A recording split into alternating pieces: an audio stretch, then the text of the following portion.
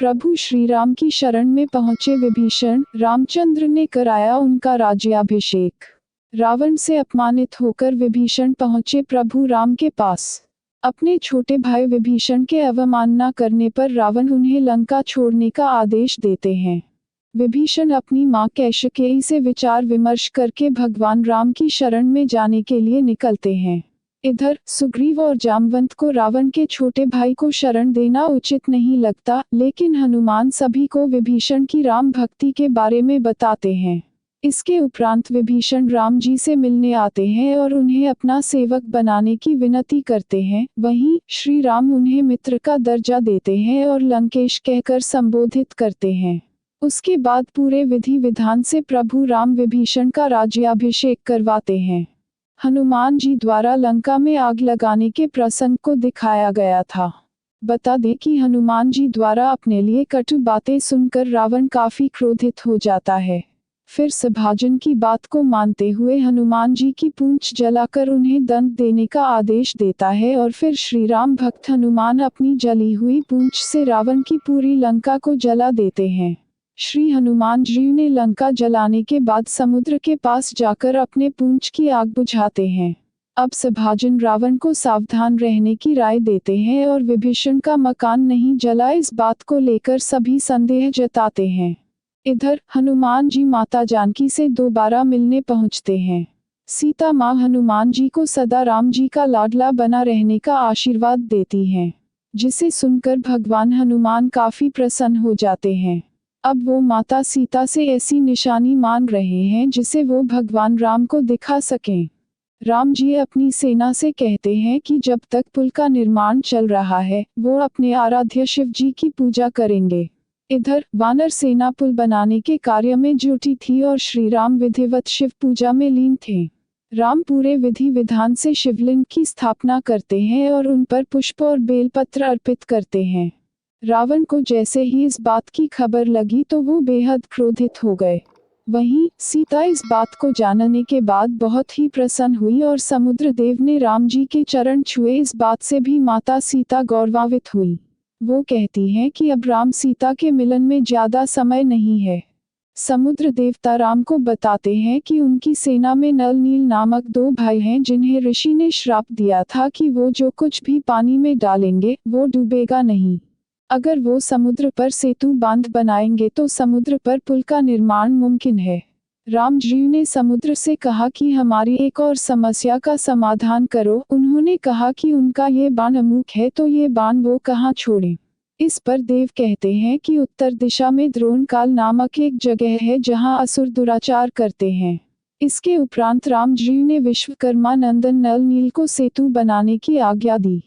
प्रभु राम ने क्रोध में आकर ब्रह्मास्त्र उठा लिया, जिसके भय से समुद्र देवता प्रकट हुए और उनके चरणों में गिर पड़े। उन्होंने कहा कि जल यदि अपने प्रवाह को रोकेगा तो इससे राम जी की आज्ञा का ही उल्लंघन होगा।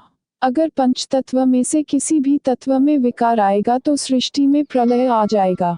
सारी बातें सुनकर राम जी समुद्र से कहते हैं कि हमें कोई ऐसा उपाय बताएं जिससे न तो समुद्र की गरिमा भंग हो और वो अपनी सेना को लेकर समुद्र भी पार कर लें। 3 दिन से विधिवत पूजन करने के बाद क्रोध से भरे राम ने समुद्र से कहा कि भूतकाल इस बात का गवाह है कि क्षत्रिय किसी के आगे मदद नहीं मांगते हैं, लेकिन राम की आराधना को समुद्र ने उनकी कमजोरी मान ली और केवल अहंकार की गर्जना की। राम लक्ष्मण से कहते हैं कि उनका धनुष बाण ले आएं। वो समुद्र से कहते हैं कि तुम जैसे अहंकारी को दंड अवश्य मिलना चाहिए। वो आगे कहते हैं कि समुद्र पर ब्रह्मास्त्र चलाकर वो उसे पाताल पहुंचा देंगे। कौशल्या भरत से कहती हैं कि वो राम जी का पता लगाएं, वो अवश्य किसी संकट में है। भरत उनसे कहते हैं कि इन तीनों लोकों में भैया राम को नुकसान पहुंचाने वाला कोई नहीं है।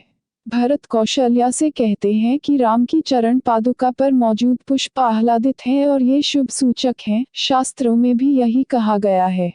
सुबह से शाम हो गई है लेकिन समुद्र की लहरें ज्यों की त्यों ही हैं। इधर राम जी लगातार समुद्र की आराधना में लीन थे। पूरी वानर सेना वहीं सिंधु तट पर बैठे समुद्र को निहारे जा रही थी। हनुमान जी कहते हैं कि क्या समुद्र महाराज सगर के उपकारों को भूल गया। 2 दिन व्यतीत हो जाने के बावजूद समुद्र की लहरों में कोई बदलाव नहीं आया। वहीं अयोध्या में माता कौशल्या भरत से कहती हैं कि राम किसी मुसीबत में हैं। उन्होंने स्वप्न में देखा कि राम एक अथाह समुद्र से घिरे हुए हैं। श्री राम ने अन्न जल का त्याग करके समुद्र की आराधना शुरू की और उनसे अपनी प्रार्थना स्वीकार करने की विनती की। इस बात की जानकारी जब रावण को मिली तो वो कहने लगे कि भिखारी की भांति रहते रहते उन्हें मांगने की आदत हो चुकी है। इधर राक्षसिनी सीता से कहती हैं कि राम निराश होकर समुद्र तट पर बैठे हैं। सीता चिंतित होकर सोचने लगी कि कहीं रावण के जैसे बाकी लोग भी उनके स्वामी का उपहास न बनाएं। सीता माता ने फैसला किया कि जब तक राम अन्न जल का त्याग करेंगे तब तक वो भी व्रत रखेंगी। सागर किनारे बैठकर विभीषण से राम पूछते हैं कि इस समुद्र को पार करने के क्या तरीके हो सकते हैं। इस पर विभीषण कहते हैं कि वो सभी तो अपनी आसुरी शक्ति के कारण उड़कर समुद्र पार कर लेते हैं, लेकिन वानर और नर ऐसा नहीं कर सकते हैं। विभीषण सुझाव देते हैं कि इस परेशानी से निकलने के लिए समुद्र से ही मदद मांगना चाहिए। लक्ष्मण राम से कहते हैं कि ये विचार तो अच्छा है, लेकिन मांगने की क्या जरूरत है, वो क्षत्रिय हैं, उन्हें मांगना शोभा नहीं देता। राम जी कहते हैं कि उन्हें विभीषण का मत उचित लगता है। राम जी ने उनसे ये सुझाव के पीछे क्या वजह है, ये जानना चाहा तो विभीषण कहते हैं कि इस समुद्र पर उनके पूर्वजों के बेहद उपकार हैं, ऐसे में समुद्र जरूर उनकी मदद करेंगे। संदेश सुनकर लंकानरेश खिलखिलाकर हंसने लगते हैं। रावण शुक से पूछते हैं कि क्या वानर सेना मृत्यु का डर नहीं है। इस पर शुक कहते हैं कि क्षमा करें महाराज, लेकिन मैंने उनकी सेना में एक भी व्यक्ति नहीं देखा जो अपनी मृत्यु को लेकर चिंतित था। रावण ने शुक से विभीषण का हाल पूछा। इस पर शुक ने बताया कि वहां उन्हें बहुत सम्मान मिलता है। राम उन्हें अपने समान स्थान देते हैं और उनसे मंत्रणा भी करते हैं। विभीषण शुक से कहते हैं कि वो लंका जाकर रावण को समझाए, जिस पर दूत कहता है कि रावण के हट से तो हर कोई भली भांति परिचित है। विभीषण कहते हैं कि लंका को बचाने के लिए तुम लोग ही एक जनमत तैयार करो, तो शुक कहते हैं कि मैं रावण की आज्ञा की अवहेलना नहीं कर सकता, ये मेरे राजधर्म के खिलाफ है। शुक के जाने के बाद विभीषण सुग्रीव से कहते हैं कि मुझे आज समझ आया कि प्रभु राम आपको अपना परम और प्रिय मित्र क्यों कहते हैं। सुग्रीव इस अन्यथा को जानना चाहते हैं, जिस पर शुक कहते हैं कि इससे उनकी सारी वानर सेना का विनाश और किष्किंधा राज्य का ह्रास हो जाएगा। इसके बाद राम, लक्ष्मण और विभीषण की तरह दर दर भटकने पर मजबूर हो जाएगा। वहीं रावण की शरण में आने पर उन्हें हर प्रकार का सुख मिलेगा। इस पर सुग्रीव कहते हैं कि कोई भी भौतिक सुख हमेशा के लिए नहीं रहता, इसके मोह में आकर मैं अपने मित्र के साथ धोखा कर दूं। वो कहते हैं कि अगर मैं तुम्हारा प्रलोभन में मान लूं तो मेरे बड़े भाई परमवीर स्वर्गीय बाली और सर्वजगत में विदित पिता सूर्य उन्हें धिक्कारेंगे। अपने कुटिल कपटी और कूटनीतिक राजा को जाकर बता देना कि पूरी वानर सेना उस दुरात्मा के वध का इंतजार कर रहा है। अपने कक्ष से निकलते हुए विभीषण उस मायावी पक्षी को पहचान लेते हैं और उसके यहाँ आने के पीछे की वजह को सोचकर चिंतित हो जाते हैं। इधर मायावी किष्किंधा नरेश सुग्रीव के कक्ष में पहुंचता है। परिचय पूछने पर अपना शुक बताते हुए वो कहता है कि लंकानरेश रावण ने उनके लिए संदेश दिया है। रावण ने कहलवाया है कि वो उनके दोस्त बाली के छोटे भाई हैं, इसलिए वो कभी भी लंका आ सकते हैं। इसके अलावा शुक ने सुग्रीव को हर तरह के लोभ से आकर्षित करने का प्रयास किया। रावण की मित्रता को स्वीकार करना ही उनके लिए बेहतर है, अन्यथा अच्छा नहीं होगा। रावण से आज्ञा पाकर दूत सागर को पार करके एक पक्षी का रूप धारण कर राम जी की शिविर में पहुंचते हैं। इधर वानर सेना में सागर को पार करने की अलग अलग चर्चाएं हो रही थी। कुछ अगस्त्य मुनि की बात कर रहे थे तो कुछ श्री राम और हनुमान जी की शक्ति को लेकर। हालांकि इस बात का विश्वास हर किसी को है कि श्री राम सागर पार करने का कोई तोड़ अवश्य निकाल लेंगे। इधर सुग्रीव श्री राम से कहते हैं कि क्यों न इस बात की युक्ति विभीषण से पूछा जाए। इंद्रजीत ने आज ही राम की सेना पर आक्रमण करने की सलाह देते हैं, जिस पर सेनापति अकंपन कहते हैं कि ऐसा करना बहुत बड़ी भूल होगी, क्योंकि हम अपने देश में अधिक सुरक्षित और बलशाली होते हैं। रावण भी हाँ में हाँ मिलाते हुए कहते हैं कि सैनिक शक्ति का प्रयोग यहाँ उचित नहीं, हमें कूटनीति से चलना चाहिए। वो कहते हैं कि नर और वानर के बीच में दूरी पैदा करने को कहते हैं। अपने गुप्तचर से रावण कहते हैं कि हम सुग्रीव से संधि करेंगे, उसकी कमजोरी पर वार करने को कहते हैं। राजनीति और कूटनीति की दूत सिखाकर दूत को रावण ने राम जी की शिविर की ओर भेजा।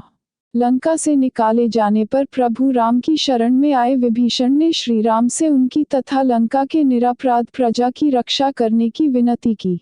उन्होंने कहा कि रावण जैसे पापी के कर्मों की सजा पूरी प्रजा को नहीं मिलनी चाहिए। इस पर राम जी ने उन्हें आश्वासन दिया कि उनकी सेना बेकसूर लोगों का कुछ नहीं बिगाड़ेगी, अपितु उनकी रक्षा करेगी। राम जी कहने लगे कि हम केवल उन्हीं का संहार करेंगे जो हमारी सेना के सन्मुख आएंगे। विभीषण श्री राम की शरण में जा रहे हैं, इस बात की खबर जब रावण को लगी तो उसने अपने सेना में से शार्दुल को एक वानर का रूप लेकर प्रभु राम की छावनी में भेजा। वापस आने के बाद विभीषण के राज्याभिषेक का आंखों देखा हाल शार्दुल ने रावण को कह सुनाया। इसके उपरांत इंद्रजीत श्री राम की सेना का मजाक उड़ाने लगे, जिस पर रावण सेना के एक वरिष्ठ ने शत्रु का उपहास न करने और उन्हें कमजोर न समझने की सलाह दी। वो कहने लगे कि लंका में जो लोग रावण से सहमत नहीं होंगे वो विभीषण के अनुयायी बनने की कोशिश करेंगे। राम ने एक ही चाल से रावण के शत्रुओं के मन में आशा और उनके अनुयायियों के मन में आशंका का बीज डाल दिया है। दोस्तों, अगर आपको वीडियो पसंद आए तो सब्सक्राइब जरूर करें ताकि हम रोज आपके लिए ऐसी ही धार्मिक वीडियो बनाते रहे। जय सिया राम।